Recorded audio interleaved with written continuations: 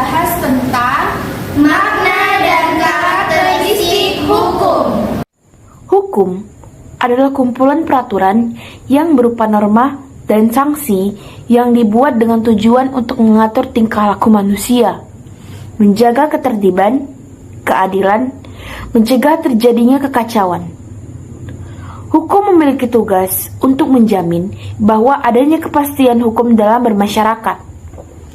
Oleh sebab itu, setiap masyarakat berhak untuk memperoleh pembelaan di depan hukum. Hukum dapat diartikan sebagai sebuah peraturan atau ketetapan yang tertulis maupun tidak tertulis untuk mengatur kehidupan bermasyarakat dan menyediakan sanksi untuk orang yang melanggar hukum.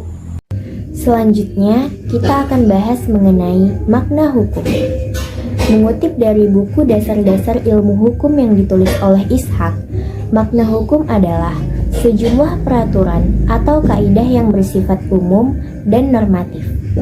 Umum berarti hukum berlaku untuk setiap orang, sedangkan normatif berarti hukum dapat menentukan kebenaran atas tindakan seorang manusia. Dasar-dasar ilmu hukum yang ditulis oleh Ishak membagi hukum menjadi 3, yaitu yang pertama, hukum normatif, yang kedua, hukum ideal, dan yang ketiga, hukum wajar. Unsur-unsur hukum. 1. Peraturan mengenai tingkah laku manusia dalam pergaulan masyarakat. 2. Peraturan itu dibuat dan ditetapkan oleh badan-badan resmi yang berwajib. 3. Peran itu bersifat memaksa. Dan yang keempat, sanksi terhadap pelanggaran peraturan tersebut adalah tegas. Karakteristik hukum. Adapun yang menjadi karakteristik hukum adalah perintah dan larangan. Perintah dan larangan harus ditaati oleh semua orang. Hukum berlaku di masyarakat dan ditaati masyarakat sebab hukum memiliki sifat memaksa dan mengatur. Hukum dapat memaksa seseorang untuk menaati tata tertib yang berlaku di masyarakat dan terhadap orang yang tidak menaati tata tertib itu akan diberikan sanksi tegas. Ketentuan hukum mempunyai tugas sebagai berikut. Pertama, menjamin kepastian hukum bagi setiap orang di dalam lapisan masyarakat. Yang kedua, menjamin ketertiban, ketentraman, kedamaian, keadilan, kemakmuran, kebahagiaan, dan kebenaran. Yang ketiga, menjaga agar tidak terjadi perbuatan main hakim sendiri dalam pergaulan masyarakat. Contoh proses hukum di Indonesia. Yang pertama, masyarakat, yaitu pada lembaga pemasyarakatan.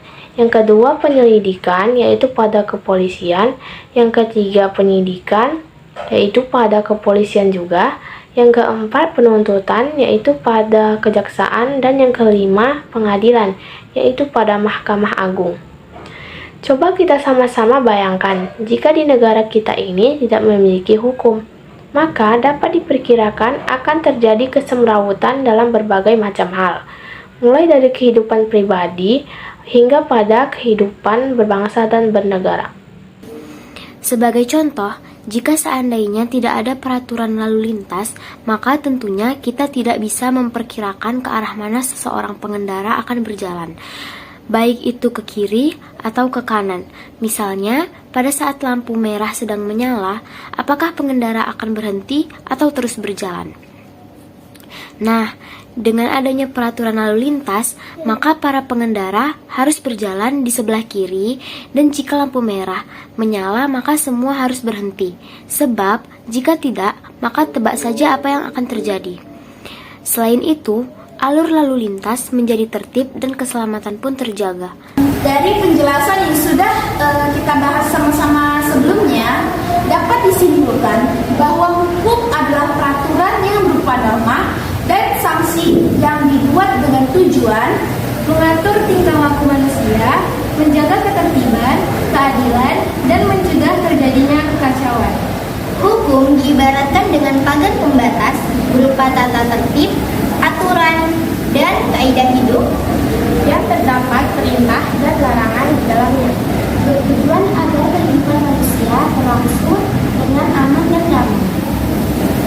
Sekian yang dapat kami sampaikan. Maaf bila ada kekurangan, karena kesempurnaan hanya milik